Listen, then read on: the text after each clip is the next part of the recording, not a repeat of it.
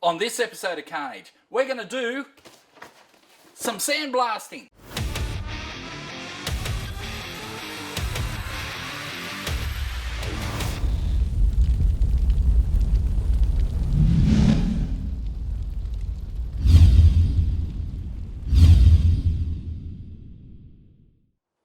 Well, we told you it was coming, and here it is, our sandblaster from Heron Forbes, $275, pretty awesome. We've got a couple bags of garnet there, 25 kilo bags of garnet, medium grade. They're $33 each, so again, not too expensive. We have had to add some things to my compressor though. This is my compressor I've had for a couple of years now. It's okay, it's a kind of medium range unit, medium range in size as well as price, but it does the job. It works air tools totally fine.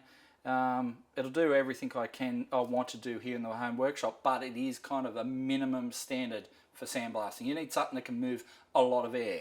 Now we have added this water trap and regulator here, and a filter unit there, big canister filter, and kind of jury rigged it to the handle.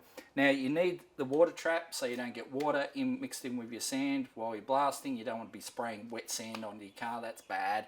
And just generally, wet sand is clumpy and doesn't spray very well, so you don't want to do that. So it'll be clean and dry coming out of our compressor, perfect for sandblasting. The filter, the regulator is like $70 odd. I can't remember what the filter is, but I'll look that up and we'll put that on the video. Now, I've got a box here I haven't even opened. Let's have a look.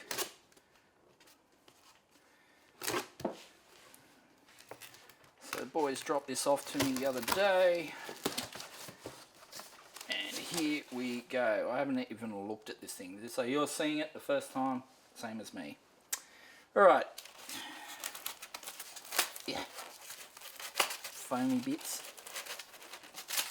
Get out of there. Ugh. Making a mess in the garage. Alright. You're out. You're out. There's a big filthy sort of thing on the top. Alright, there we go. Out she comes. Now, box is empty. It can go over there. So we've got a whole bunch of bits and pieces inside. So let's have a look at how this thing is set up. Looks like there's some instructions down there, so let's empty it out.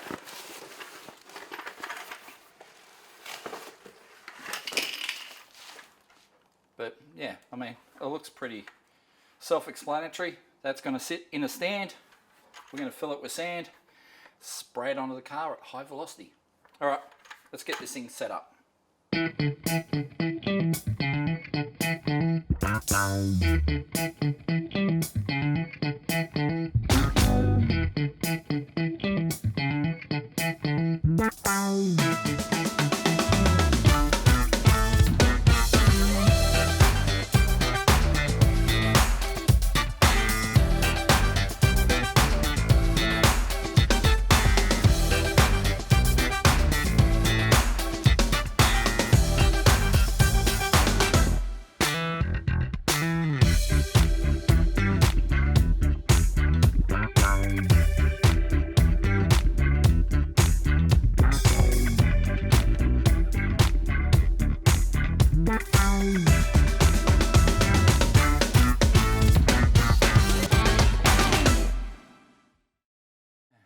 So here it is, our little sandblasting unit is all together, ready to go. It has got a mesh lid so you can pour the media right through the top.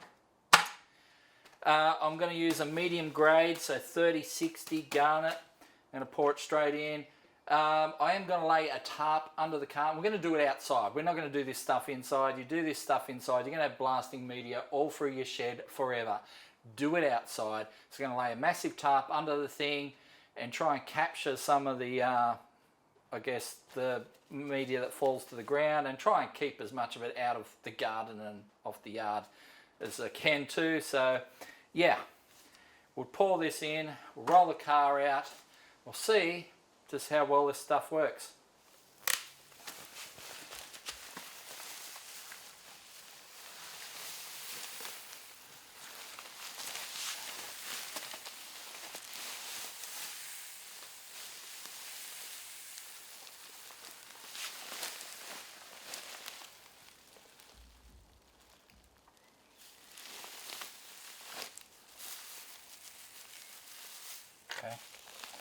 It's not working very well.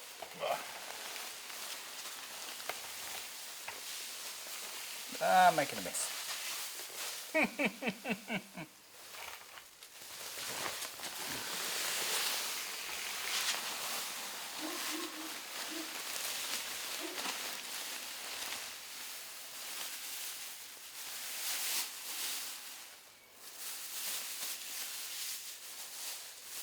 Well, wasn't that a bit of a fail?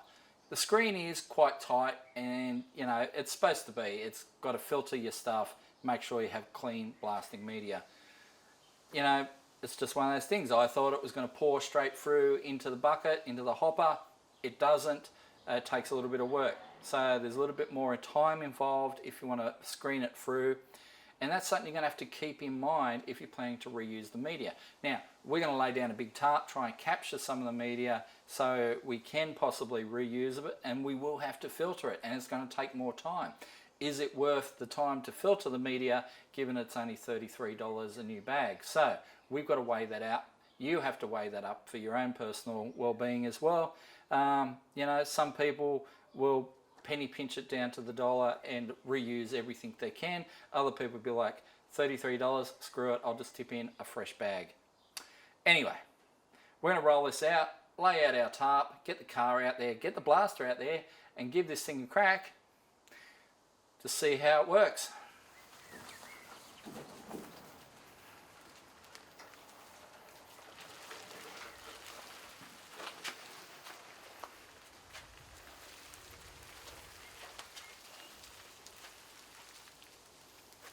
Okay, so we have moved the wagon outside. I've tarped off an area, and we're going to see how this all works.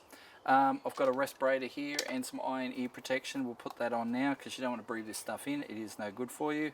Obviously, I'm not wearing the full amount of protection gear. I should have long sleeves on and long pants and all that sort of stuff, but it's a bit warm out here, so we'll see how we go with this stuff first. Alright, breathing, eyes, ears. Okay, hook some air up to the gun.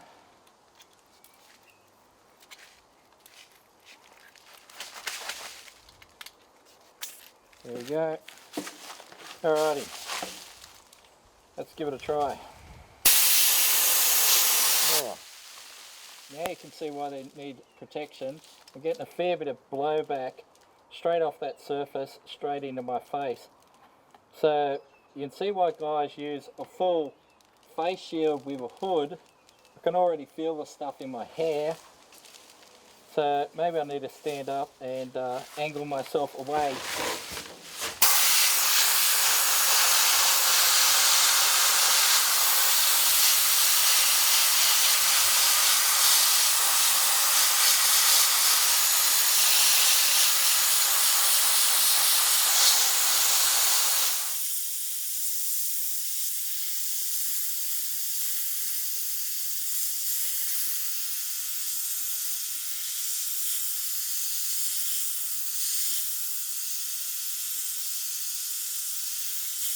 Alright, so it is doing the job. I have a feeling our compressor isn't really up to this task, but that's my problem. It's removing the orange stuff quite easily. The orange paint, the top coat, that's coming off very easily. The stuff underneath, which is, you know, it's been on there for 50 years, that's a little bit harder, and it's taking a little bit more work. So I might have to do a couple passes, we will see. But we'll keep at it, see how we go. Okay, let's try up here on the edge of the roof, see how we go there.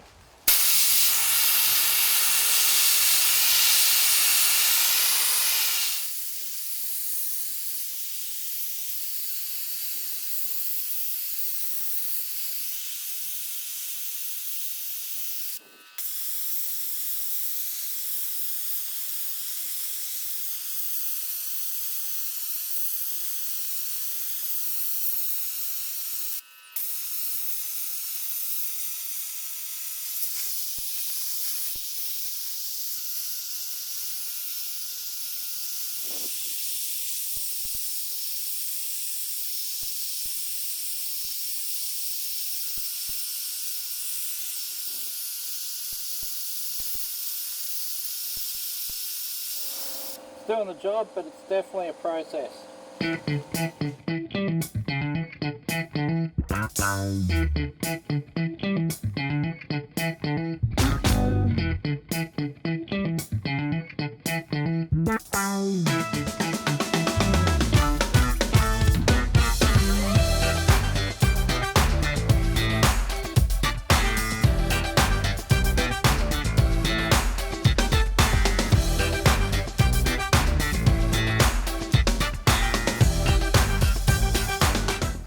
So what's my first impressions after using it for a few minutes? It definitely does the job.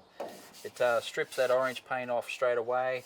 Just this heavier green stuff that's been on the car for 50 years is putting up a bit more of a fight, but I suspect my air compressor really isn't up to the task. I think you really do need a big berth to get the most out of your sandblaster, but we are managing to get the job done. The media hasn't gone down too much, which is good. I was hoping that it was going to blow through it all in 5 minutes. It hasn't, which is good. So we'll keep at it, but this is not a 5-minute job, I'll tell you. So I've done the gutter up here, I've done this C-pillar and a few other bits and pieces, but yeah, it's going to take a while to power through all this stuff. So I will keep at it. When you're using eye protection, make sure you have something that seals all the way to the corners, because I am getting a little bit of grit in the corner of my eye. Hearing protection seems to be working well, as is the respirator, and I am getting a little bit of bounce back off the metal from the grit, so I will need a good shower after all this, but yeah, you got to weigh up. Do you want to be protected from the bounce back, or do you want to be cool and comfortable? It's one of those things. Anyway, let's keep powering on.